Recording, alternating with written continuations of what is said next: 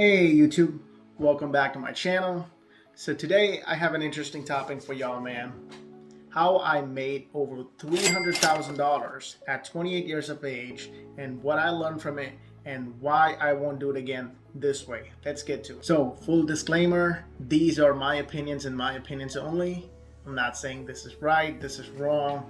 I'm just here to share my experience. Also, I just want to mention that it is not easy to come in front of the camera, talk about how much money you made and the nuances with it. So if you are watching my video, please consider subscribing, hit the like button.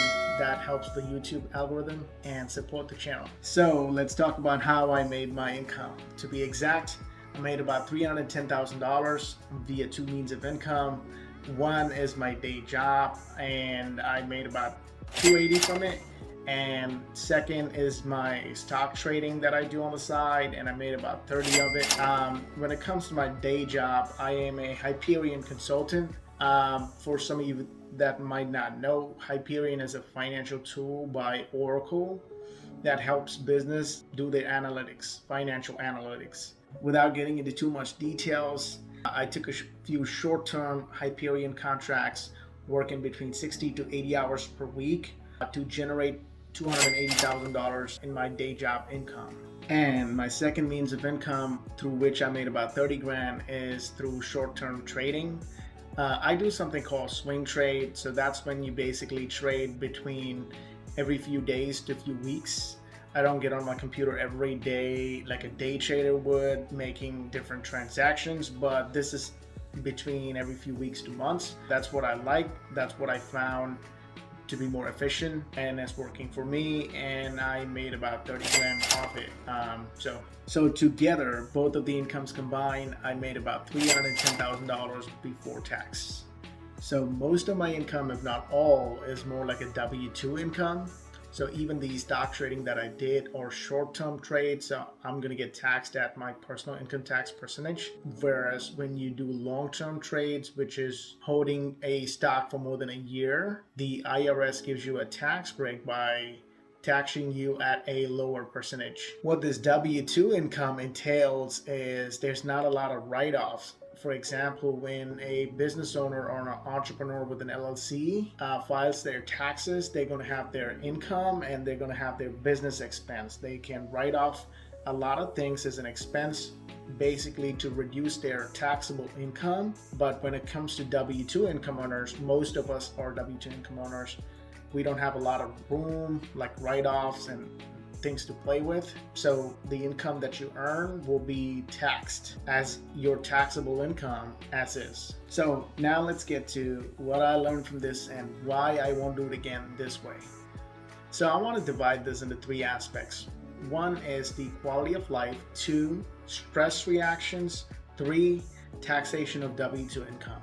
So let's talk about one, quality of life. As I mentioned before, I started taking multiple Hyperion contracts, working 60 to 80 hours a week. So if you do not know, I am a family man with two kids. And of course, with me working 60 to 80 hours a week, that drastically reduced the time that I spent with my family. Initially, I was okay with the trade-off, but long-term, I just realized, okay, well, that's not what I want to do, because lost time, you can't get it back. So I wasn't cool with that, because essentially I was trading my time for money, and I just realized after a year that that's not the most efficient way to generate wealth, because it's not like a passive income. So number two is the physical and the mental stress that came with working up to 80 hours a week. As I mentioned before, my job is more fast-paced with multiple deadlines to meet. So different people react to stress differently. For me, it took a terrible toll mentally and physically. So mentally, every day when I went to bed, I always thought about what are the deadlines that's coming up in the next few days that I'm going to meet. So I was never able to rest peacefully. And physically, I was a fit dude. I used to lift 5 times a week at a minimum, and I used to weigh around 170 in a good physical condition. And once I started working 80 hours per week, I just started gaining weight. I went all the way up to 225. That was the straw for me. Right now, I'm on my weight loss journey. I'm about 200 now. But jokes aside, man, that wasn't the way to live your life. You know, there's no point in making millions of dollars and having it in the bank, and if you die at 40 or 45 due to obesity, you know. So health is very important, and that's how I feel. So this is me at 175 to 180. This is me at 225, and this is me at 200 now. So number 3 is the taxation of W2 income. So as you can imagine, with $310,000, I was taxed at 35% federal income tax bracket. And to give you another perspective, for the previous years where I made less money, I was being taxed between 22 to 24%. So now there's like a 15% hike in tax. And when you think about it, I am missing out family time with my wife and kids, and I'm gaining weight, I'm having a lot of mental stress. I'm sacrificing all this to generate that extra income, and I'm being taxed more. So when you think about it, I mean, I'm making all the sacrifice, so should I be incentivized by getting taxed lower?